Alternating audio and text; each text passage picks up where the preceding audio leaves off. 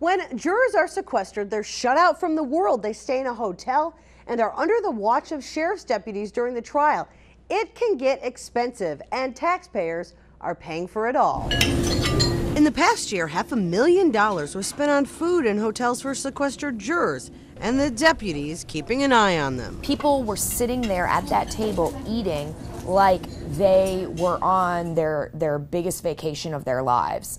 The deputies who were guarding us, they sure took advantage of that as well. They ate some very, very nice meals. Former jury foreman Alexis Amorose describes dinner time while she was on a sequestered jury. And this isn't unusual. Truth is, sequestered juries are the norm in Shelby County. We try to treat our jurors good. We want them to have a pleasant experience.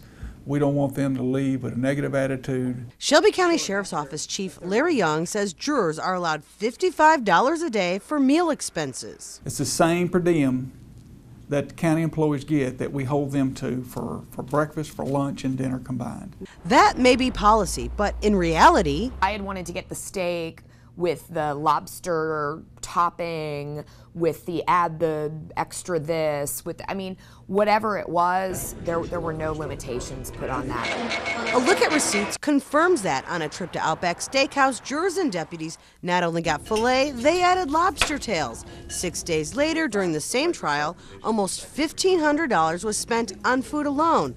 Lunch at the courthouse is interesting. Records show for this lunch, 18 meals were needed. If you look at the receipt, you'll find out lunch for 44 was ordered.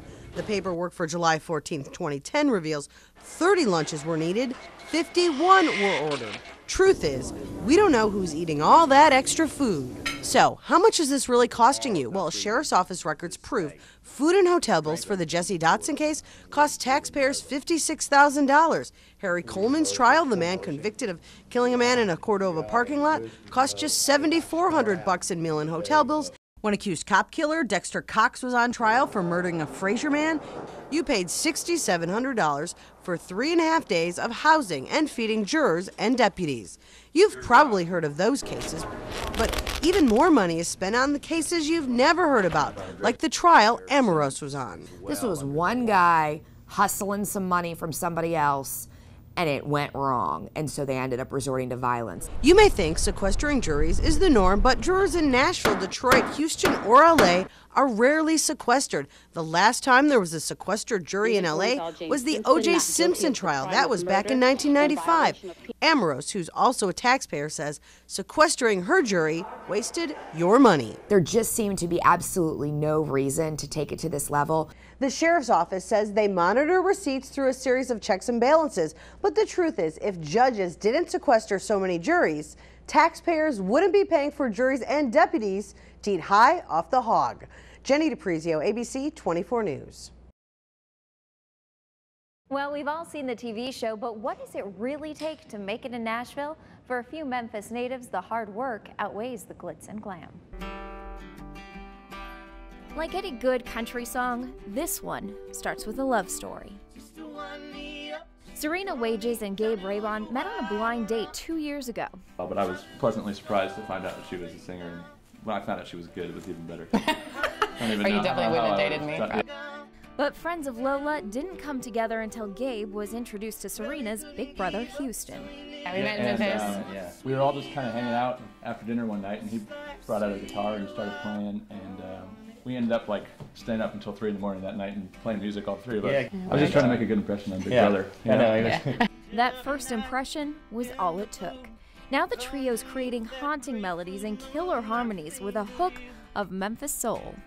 I think all good music, regardless of genre, needs to have soul, you know, and that's something that's often lacking. We're definitely country. We want to cross over into some different worlds, but if it doesn't have soul, then yeah, and that's something that all three.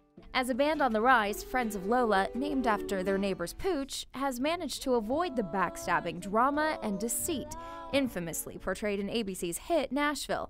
They all live in one tiny apartment, but they say real life is less Scarlett and Gunnar and more Ross and Rachel. We are in close quarters, but we love it. We all Our grandparents are going to watch this. We're like a oh, right. Right? Well, there it is. Yeah. It's like a sitcom. Yeah, it is. It's like Friends. And now Houston's dating my best friend, so Yeah, it's true. really complicated. In between touring, they all have flexible side jobs. They spent all of last week recording their new EP, which they'll begin shopping to record labels with its new release at the end of the month. Now that we've had a chance to be a band for a while, we've kind of had time to like really know what sound we're going for and like think about why we're writing the songs and how they relate to us and everything. So it's just kind of, the band's morphed like they all do, but it's morphed in a way that we're all like really excited. And something Memphis should be excited about too. Give you the keys to the castle, and I will follow you down to Friends of Lola's new album includes that song you heard there, Sweet Eyed Honey Pie. You can look for Friends of Lola's new album at the end of the month. In the studio, Joy Lambert, Local 24 News. The child's body is now in the hands of the medical examiner. Bartlett police are not saying much about the case, just that they are talking to the mother. Prayers. Prayers is all we can do at this time. That's such a sad thing. Debbie Ellis owns Debbie's Flowers, a local floral shop near where the newborn was found. Well, when I got to work, about 10:30, I do believe, the police came in and was questioning me as to whether I saw anything out back. Debbie designs bouquets for many occasions, including for newborns. With no children of her own, she keeps a large extended family on her wall in her shop.